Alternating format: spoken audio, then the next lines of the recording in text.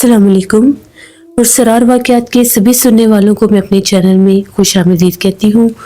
उम्मीद करती हूँ आप सब लोग खैरियत से होंगे, जहाँ होंगे खुश होंगे और मेरे चैनल के पुरसरार वाक़यात का बेसब्री से इंतज़ार भी कर रहे होंगे। तो आज आप लोगों के लिए मैं बहुत ड्रामने वाक़यात लाई हूँ जिन्हें आप लोग बहुत पसंद करेंगे। आज की जो पहली खौफनाक कहानी है वो मेरे साथ उस्मान शेयर कर रहे हैं। उस्मान कहते हैं हम लोग फैसलाबाद के रहने वाले हैं और आज आपके साथ अपने चाचू की ज़िंदगी की बहुत ड्रावनी कहानी शेयर करना चाहता हूँ। आज से 15-16 साल पुरानी बात है। मेरे चाचू जो कि एक बस ड्राइवर थे, उन्हें शुरू से ही ड्राइवरी का भी शौक था, तो फिर कोई माकूल जॉब ना मिलने से उन्होंने ड्राइवरी करने को ही ज़्यादा ज़रूरी समझा और प्रेफर किया। तो चाचू ने ड्राइवरी शुरू कर दी। वो मुख्तलिफ रूट्स पर बस लेकर जाया करते थे, पैसेंजर बस चलाते थे मेरे चाचू। तो चाचू कहते हैं कि मुझे ज़्यादातर सफ़र पसंद था रात का, क्योंकि रात को सफ़र भी आसानी से कट जाता था, रश भी ज़्यादा नहीं होता था। तो मैं ज़्यादातर यही कोशिश करता था कि सारे ड्राइवर हज़रात को मैं कहता था कि कोई भी रात का टाइम हो तो बेशक मुझे दे दिया करें। वहाँ पर जिस लारी अड्डे पर मेरे चाचू होते थे, जहाँ पर उनके बसों के वो मालिक ड्राइवर्स की ड्यूटी लगाते थे, उनके रूट्स लगाते थे कि आज आपने इस शहर में जाना है या आज आपने इस शहर में जाना है। वो बाकायदा उनकी वहाँ पर एक कमेटी होती है, जिन कमेटी के मेंबरान फिर आगे उनके बड़े सारे जैसे ओहदे वाइज होते हैं सारे, वो फिर उनको बताते हैं कि आज किसने कहाँ पर जाना है। तो चाचू ने उन सबको बताया हुआ था कि मुझे जब भी कोई दूर का सफ़र हो तो रात का दिया करें। मैं दिन को बहुत थक जाता हूँ, रात को मैं बड़ा फ्रेश रहता हूँ। ज़्यादातर चाचू रात का सफ़र करने के 22 दिन में सोए रहते थे। तो हम लोग कंबाइंड फैमिली सिस्टम में रहते थे। उस रात बारिश भी थी और चाचू ने उस रात बस भी लेकर जानी थी और रूट भी उनका काफ़ी दूर का था, सफ़र दूर का था। चाचू ने फैसलाबाद से सवारियाँ लेकर जानी थी एबटाबाद रात के सफ़र पर। चाचू निकल पड़े, चाचू अड्डे की तरफ गए। वहाँ पर उनका जो था रात 11:30 बजे का टाइम होता है, लेकिन बस निकलते निकलते 11:30 हो जाते हैं। मुसाफिरों के लिए 11 बजे का टाइम ही होता था, यानी 11 बजे वाले टाइम पर मुसाफिर जाते थे। चाचू ने हमें अपना एक किस्सा बताया जो चाचू के साथ वहाँ पर माजरा हुआ, वाक़या हुआ। रात को चाचू जब गाड़ी लेकर वहाँ से निकले तो चाचू बताते हैं बिल्कुल नॉर्मल सफ़र था। बारिश होने की वजह से गाड़ी बहुत ज़्यादा बस में तेज़ नहीं चला रहा था, बच्चे भी थे, बुजुर्ग भी थे। बड़ा अच्छा सफ़र जा रहा था। जैसे ही 2:30-3 बजे तो उस वक्त हम लोग तकरीबन जैसे कलर कहार वाली साइड पर उन पहाड़ियों पर हम लोग पहुँच गए थे मोटरवे से। तो चाचू कहते हैं कि बारिश एकदम से मूसलाधार शुरू हो गई। अब वो रास्ते ऐसे हैं, पहाड़ी सफ़र थे उस वक्त तो बहुत ज़्यादा, अब तो बहुत ज़्यादा बैरियर और बहुत ज़्यादा जैसे सड़कों को उन लोगों ने अब बड़ा बना दिया। उस वक्त सड़कें सिंगल होती थी, लेकिन रात को इतना रश नहीं होता था। चाचू आराम आराम से कहते हैं कि मैं बस चलाता हुआ जा रहा था, तभी पहाड़ी सफ़र पर ही एक रास्ते पर बहुत ज़्यादा दरख्त थे, दरख्तों से घिरी हुई वो जगह थी। वहाँ से हम लोग गुजर रहे थे तो वहाँ पर थोड़ा सा आगे जाकर बस रुक गई।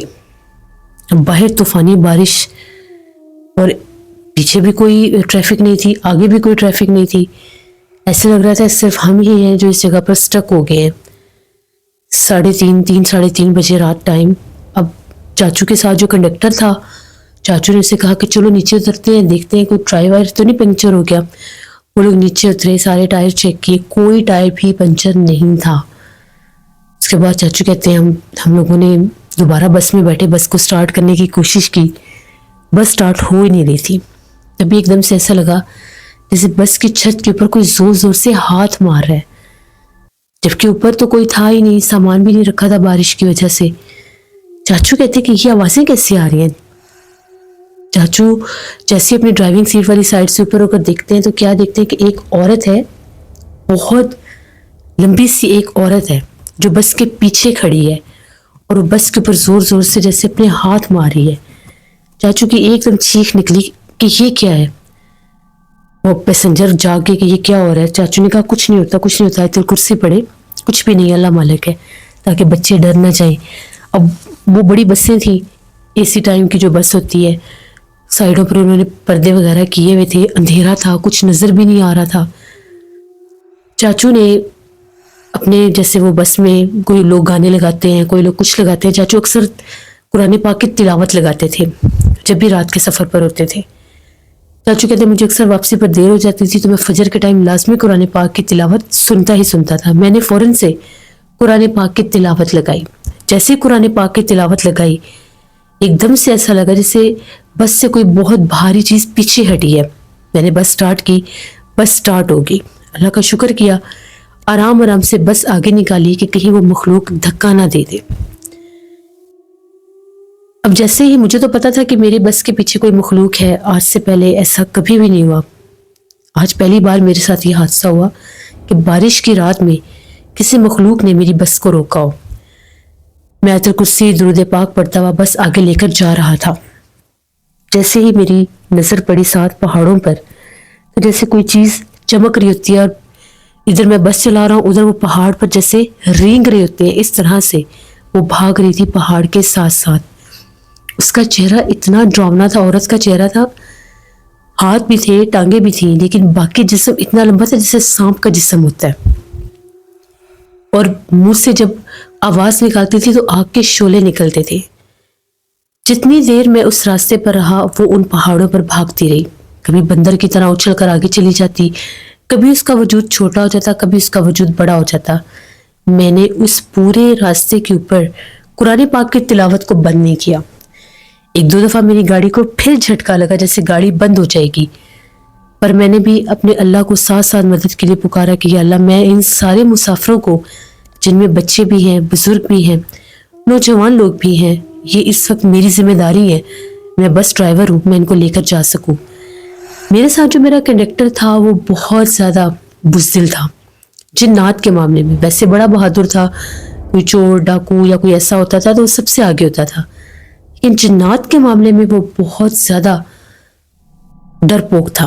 وہ تھر تھر کانپ رہا تھا اور اس کے چہرے کے تاثرات اور رنگ ایسے اڑے ہوئے تھے کہ جیسے پتہ نہیں کیا ہو گیا. میں نے اسے سمجھایا کہ اپنے اوپر کنٹرول رکھو, ہمارے پیچھے بہت لوگ ہیں, اگر وہ گھبرا گئے تو میرے سے گاڑی پہاڑی راستے پر چلانا مشکل ہو جائے گا. بارش بھی ہو رہی ہے, میں بھی تمہارے جیسا ہی ہوں. میں نے اس کو بہت قریب سے دیکھا ہے, تم نے صرف اس کو بھاگتے ہوئے ساتھ دیکھا ہے. چیخو پکار, اتنے چیخو پکار تھے, ڈراؤنی آوازیں تھیں. اب ہوا اس طرح سے کہ وہ جو مسافر تھے ان کو سمجھ میں نہیں آئی کہ یہ باہر چیخو پکار اس مخلوق کے ہیں, اس چڑیل آفت کے ہیں, جنات کے ہیں, یا آندھی طوفان ہے. پہاڑوں پر ویسے بھی آندھی طوفان کی آواز زیادہ گونجتی ہے کیونکہ پہاڑ بہت زیادہ اونچائی پر ہوتے ہیں. اس وقت میرے اوپر بہت زیادہ پریشر تھا. میں خود بھی اتنا خوفزدہ تھا کیونکہ وہ بس کے ساتھ ساتھ بھاگ رہی تھی. وہ بھیانک چہرہ, وہ بھیانک وجود. میں نے ان سب سے کہا کہ بجلی بہت زیادہ چمک رہی ہے, کسی نے بھی بس کے پردے نہیں ہٹانے. کنڈکٹر نے بھی اٹھ کر کہہ دیا, اور یہ بات سچ بھی تھی, بجلی بھی بہت زیادہ چمک رہی تھی. جب اس کے وجود کے اوپر بجلی پڑتی تھی تو ایسے لگتا تھا بہت کالی سیاہ کوئی بہت بڑی چھپکلی نما مخلوق ہے جو بھاگ رہی ہے. لیکن جب وہ کھڑی تھی تو وہ باقاعدہ عورت تھی. اللہ کا شکر ہوا کہ وہ تقریباً 1.5 گھنٹے کا رستہ تھا وہاں سے, کلر کہار سے اسلام آباد تک پہاڑوں کا, جو ساتھ ساتھ ہمارے بھاگی. جیسے ہی ہم لوگ آگے اسلام آباد پہنچے, اس مخلوق نے وہیں پر پہاڑوں میں ہی ہماری جان چھوڑ دی. وہاں پر گاڑی کو سٹاپ لگایا, مسافر اترے, فریش ہوئے, فجر کی اذانیں ہوئی, نماز وغیرہ سب نے پڑھی. پھر اس کے بعد ہم لوگ ناشتہ وغیرہ کر کے آگے ایبٹ آباد کے لیے نکل گئے. پھر ایبٹ آباد سے چاچو نے ریسٹ کیا. جب وہاں پر پہنچتے ہیں تو فوراً پھر اسی ٹائم واپس وہ ڈرائیور گاڑی لے کر نہیں آتے, تو میں نے بھی وہاں پر سارا دن ریسٹ کیا. اب آج رات میں نے پھر وہاں سے گاڑی لے کر آنی تھی. آج میں نے اس طرف کے سارے مسافر جو تھے وہ یہاں پر جیسے سرگودا, فیصل آباد, یہاں تک کے شہروں تک لے کر آنے تھے. وہاں سے سارے مسافر لوٹ کیے, بس میں بٹھائے. آج موسم بالکل کلیئر تھا, بارش نہیں تھی, لیکن موسم تھا ٹھنڈا. سارے مسافر گاڑی میں بیٹھ گئے. جب بھی میری گاڑی میں مسافر بیٹھتے تھے میں سب کو کہتا تھا کہ اللہ پاک کا نام لے, آیت الکرسی درود پاک پڑھے اور اپنے اوپر بھی حصار کریں اور گاڑی کے اوپر بھی, کیونکہ رات کا سفر ہے اور رات کے سفر میں اللہ ہمیں حادثوں سے محفوظ رکھے۔ سفر ہم لوگوں نے شروع کیا۔ اب جو ایبٹ آباد ہے وہاں پر بھی بہت پہاڑ ہے، ان جگہوں پر بھی میں نے ایسی کہانیاں باتیں سنی ہوئی تھی کہ وہاں پر بھی یہ مخلوقات جو ہیں اکثر اپنا آپ ظاہر کرتی ہیں۔ اب ہم لوگ ایک پہاڑی سفر پر تھے، رات کا ٹائم تھا، مسافروں سے بھری ہوئی بس تھی، سنسان ویران علاقے تھے۔ 11 بجے وہاں سے نکلے، آدھے راستے تک تو اللہ نے خیر کی، کچھ بھی نہیں تھا۔ جیسے آگے پہاڑی سلسلے ہوئے دونوں اطراف سے، جیسے پہاڑ کی کھائیوں سے اور پہاڑ کی اونچائیوں سے، چوٹیوں سے بہت آوازیں گونجنے لگی۔ کبھی وہ جانوروں کی آوازیں لگتی، کبھی وہ عورتوں کی آوازیں لگتی، کبھی وہ بچوں کی آوازیں لگتی۔ ایک عجیب فضا میں شور سا تھا۔ بہت سے لوگ سو بھی گئے، کچھ لوگ جاگ رہے تھے، باتیں کر رہے تھے، کچھ لوگ موبائل استعمال کر رہے تھے۔ بس میں بڑا سکون تھا۔ ابھی تک تو ہمارے آس پاس بھی جیسے گاڑیاں گزر رہی تھیں، بسیں گزر رہی تھیں، تو ایک سکون تھا۔ ہم لوگوں نے ایک جگہ پر رکے، کچھ لوگوں نے واش روم وغیرہ جانا تھا، فریش ہونا تھا، وہاں پر 15 منٹ کا سٹے کیا، اس کے بعد پھر گاڑی شروع کی۔ تو ہمارے ساتھ کی جو ٹریفک تھی آلموسٹ آگے نکل چکی تھی۔ ہم لوگ ابھی اس سڑک پر بالکل اکیلے تھے۔ میں ایک سپیڈ میں بس لے کر جا رہا تھا، تبھی میں کیا دیکھتا ہوں کہ سڑک کے درمیان میں کوئی جانور تھا، بہت بڑا جانور۔ میں نے بس کو روکا، بریک لگائی، دیکھا تو ایک کالا سیاہ گدھا پہاڑی سفر پر سڑک کے درمیان میں کھڑا ہوا۔ ہارن بجا بجا کے، نہ وہ گدھا دائیں ہو نہ وہ گدھا بائیں ہو، سینٹر میں کھڑا ہوا ہے۔ میں نے کنڈکٹر کو کہا کہ ذرا اترو، کچھ کرو۔ اس نے کہا نہیں سر، میں نے تو یہاں پر کوئی نہیں اترا، مجھے تو بہت ڈر لگتا ہے جو کل رات کو ہوا تھا۔ میں نے اسے کہا کہ ٹھیک ہے۔ اتنے میں وہ مسافر پیچھے سے ایک دو آگے آئے لڑکے تھے، تو وہ کہنے لگے کہ ہم نکلتے ہیں باہر۔ میں نے کہا کہ نہیں، آپ لوگ ابھی اندر ہی رہیں، پہلے میں خود دیکھتا ہوں۔ میں اترا، میں نے سگریٹ لگائی۔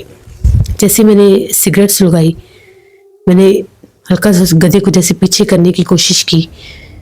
گدھے کو ہاتھ لگایا تو ایسے جیسے پتھر ہے، وہ پتھر کا گدھا ہے، جبکہ وہ سر بھی ہلا رہا تھا، ہل جل بھی رہا تھا۔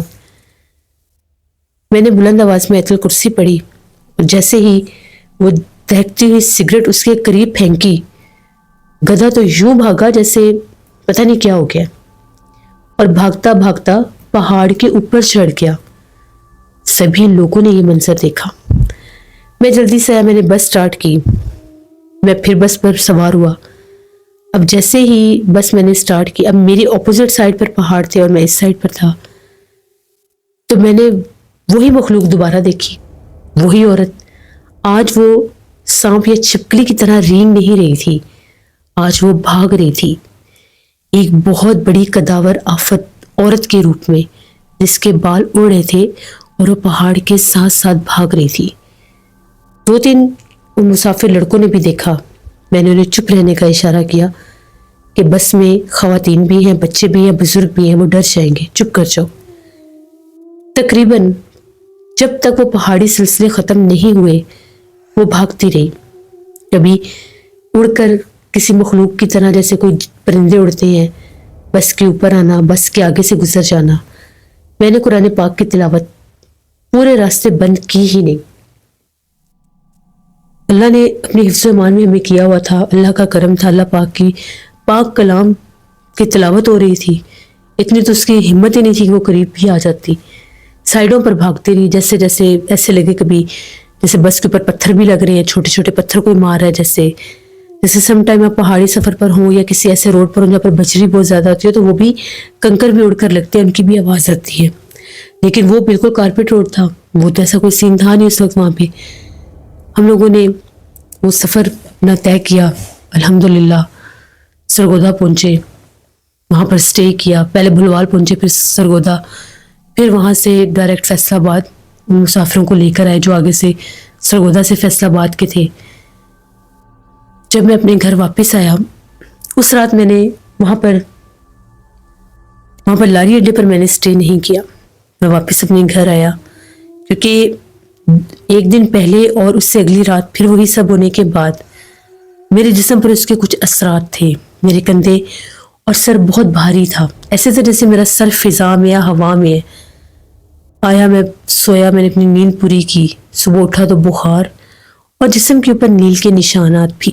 میں نے گھر والوں کو سب کو بتایا اور کہا کہ یہ میرے ساتھ ہوا ہے 2 دن. امی بڑی پریشان ہوئی. امی نے کہا کہ اب رات کو اس پہاڑی سفر پر مت جانا, کہیں ایسا نہ ہو کہ مخلوق تمہارے پیچھے لگے, تمہیں وہ 2 دن کیوں نظر آئی ہے. میں نے انہیں کہا کوئی نہیں, اللہ خیر کرے گا. میں وہاں سے اٹھا تو میں نے سوچا کہ میں جاتا ہوں. میرے ایک دوست سے گھنٹہ گھر بازار والی سائڈ پر, ان کے پاس گیا شام کو, ان سے ملاقات ہوئی. وہ ایک بزرگ کو جانتے تھے. میں نے انہیں کہا کہ ایک بزرگ کے پاس جانا ہے. وہ مجھے نورانی مسجد لے گئے, ایک بزرگ کے پاس, ان کے پاس پہنچے, اسلام دعا ہوئی, ان سے نماز پڑھی وہاں پہ, ان سے سارا قصہ بیان کیا, ان کو اپنے جسم پر پڑے ہوئے نیل دکھائے, اپنی حالت بتائی. تو ان کا یہ کہنا تھا کہ تم پر اللہ کا خاص کرم ہے جو تم قرآن پاک کی تلاوت لگا کر رکھتے ہو کہ اس مخلوق نے تمہیں جانی نقصان نہیں دیا.